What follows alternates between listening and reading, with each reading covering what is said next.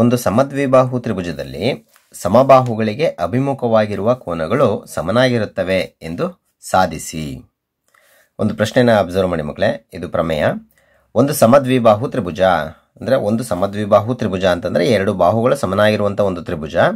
ಇದರಲ್ಲಿ ಸಮಬಾಹುಗಳಿಗೆ ಅಭಿಮುಖವಾಗಿರುವಂಥ ಕೋನಗಳು ಸಮನಾಗಿರ್ತವೆ ಅಂತ ನಾವು ಪ್ರೂವ್ ಮಾಡಬೇಕು. ಇದಕ್ಕೋಸ್ಕರ ಒಂದು ಚಿತ್ರದ ಅವಶ್ಯಕತೆ ಇರುತ್ತೆ ಮಕ್ಕಳೇ. ಚಿತ್ರ ಒಂದು ಸಮದ್ವಿಬಾಹು ತ್ರಿಭುಜವನ್ನು ರಚನೆ ಮಾಡಬೇಕು. ನೋಡಿ, ಎ ಬಿ ಸಿ ಒಂದು ಸಮದ್ವಿಬಾಹು ತ್ರಿಭುಜ ಆಗಿರಲಿ ಅಂತ ತಗೊಳ್ಬೇಕು. ಎ ಬಿ ಅನ್ನೋದು ಎ ಸಿಗೆ ಸಮನಾಗಿರುತ್ತೆ ಅಂತ ತಗೊಳ್ಬೇಕು. ಎ ಡಿಯನ್ನು ಆಮೇಲೆ ನಾವು ರಚನೆಯನ್ನು ಮಾಡಿಕೊಳ್ಳುವಂಥದ್ದು ಮಕ್ಕಳೇ. ದತ್ತವನ್ನು ನೋಡಿ, ಎ ಬಿ ಸಿ ಒಂದು ಸಮದ್ವಿಬಾಹು ತ್ರಿಭುಜ. A B is equal to A C ಸಮದ್ವಿಬಾಹು ತ್ರಿಭುಜ ಅಂತ ಕೊಟ್ಟಿದ್ದಾರೆ. ಹಾಗಾದ್ಮೇಲೆ ಎ ಬಿ ಅನ್ನೋದು ಎ ಸಿಗೆ ಸಮನಾಗಿದೆ ಅಂತಲೂ ಕೂಡ ನಾವು ತಗೊಂಡಿದ್ದೀವಿ. ಏನನ್ನ ಸಾಧನೆ ಮಾಡಬೇಕು ನಾವು? ಎ ಬಿ ಸಿ ಸಮಬಾಹುವಿಗೆ ಅಭಿಮುಖವಾಗಿರುವಂತಹ ಕೋನ. ನೋಡಿ, ಎ ಸಿ ಬಾಹುವಿಗೆ ಬಿ ಕೋನ ಅಭಿಮುಖ ಕೋನ ಆಗಿರುತ್ತೆ. ಎ ಬಿ ಬಾಹುವಿಗೆ ಸಿ ಕೋನ ಅಭಿಮುಖ ಕೋನ ಆಗಿರುತ್ತೆ. ಹಾಗಾದ್ರೆ ಕೋನ ಎ ಬಿ ಸಿ ಅನ್ನೋದು ಕೋನ ಎ ಸಿ ಬಿಗೆ ಸಮನಾಗಿದೆ ಅಂತ ನಾವಿಲ್ಲಿ ಪ್ರೂವ್ ಮಾಡಬೇಕು. ರಚನೆಯ ಅವಶ್ಯಕತೆ ಇರುತ್ತೆ ಮಕ್ಕಳೇ. ರಚನೆಯನ್ನು ಏನು ಮಾಡಿದೀವಿ ನೋಡಿ. ಕೋನ ಎ ಯನ್ನ ಅರ್ಧಿಸಿದ ಕೋನಾರ್ಧಕ ರೇಖೆ ಎಡಿ. ಎಡಿ ಏನು? ಕೋನಾರ್ಧಕ ರೇಖೆ. ಎ ಕೋನವನ್ನು ಅರ್ಧಿಸಿದ ಕೋನಾರ್ಧಕ ರೇಖೆ ಎಡಿಯು ಬಿ ಸಿಯನ್ನ ಡಿ ನಲ್ಲಿ ಸಂಧಿಸಲಿ. ಸರಿ ಮಕ್ಕಳ. ಈಗ ಸಾಧನೆ. ಚಿತ್ರವನ್ನು ಅಬ್ಸರ್ವ್ ಮಾಡಿ ಮಕ್ಕಳೇ. ಚಿತ್ರದಲ್ಲಿ ನಿಮಗೆ ಎರಡು ತ್ರಿಭುಜ ಕಾಣಿಸ್ತಾ ಇದೆ. ಚಿತ್ರದಲ್ಲಿ ಎರಡು ತ್ರಿಭುಜ ಕಾಣಿಸುತ್ತೆ. ಎ ಬಿ ಡಿ ಮತ್ತಿನ್ನೊಂದು ಎ ಡಿ ಸಿ.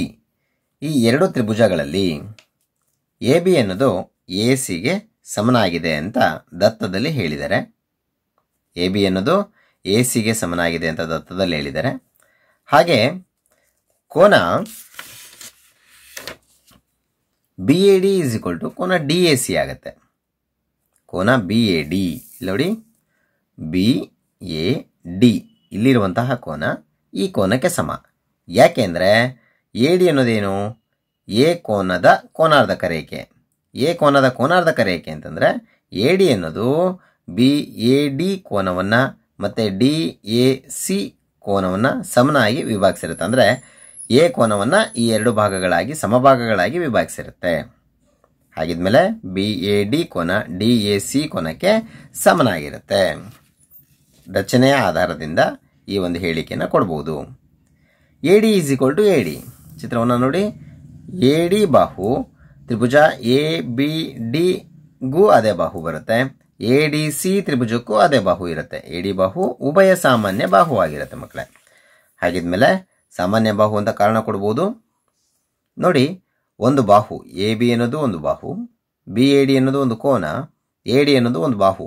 ಬಾಹು ಕೋನ ಬಾಹುವಿನ ಆಧಾರದ ಮೇಲೆ ಈ ಎರಡು ತ್ರಿಭುಜಗಳು ಮೇಲೆ ತಗೊಂಡಿದ್ವಲ್ಲ, ಈ ಎರಡು ತ್ರಿಭುಜಗಳು ಸರ್ವಸಮ ಅಂತ ಹೇಳ್ಬೋದು. ಹಾಗಾದ್ರೆ ತ್ರಿಭುಜ ಎ ಬಿ ಡಿ ಸರ್ವಸಮ ತ್ರಿಭುಜ ಎ ಡಿ ಸಿ.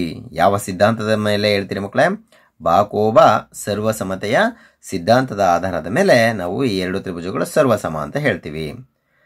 ಎರಡು ತ್ರಿಭುಜಗಳು ಸರ್ವಸಮ ಆಗಿರೋದ್ರಿಂದ ಉಳಿದಿರುವಂತಹ ಎಲ್ಲಾ ಅಂಶಗಳು ಸಮನಾಗಿರುತ್ತೆ.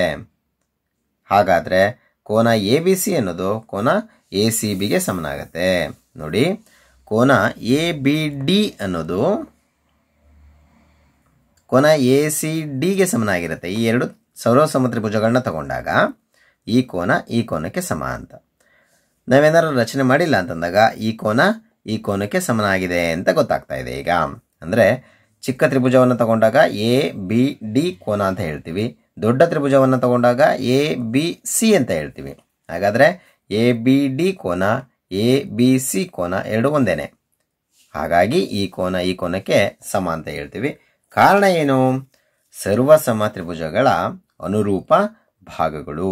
ಆ ಎರಡು ತ್ರಿಭುಜಗಳು ಸರ್ವಸಮ ಅಂತ ಹೇಳಿರೋದ್ರಿಂದ ನಾವು ಆ ಎರಡು ಸರ್ವಸಮ ತ್ರಿಭುಜಗಳ ಉಳಿದಿರುವಂತಹ ಅಂಶಗಳನ್ನ ಸಮ ಅಂತ ಹೇಳ್ಬೋದು. ಅದರ ಆಧಾರದ ಮೇಲೆ ಈ ಎರಡು ಕೋನಗಳು ಸಮ ಅಂತ ಹೇಳ್ತೀವಿ.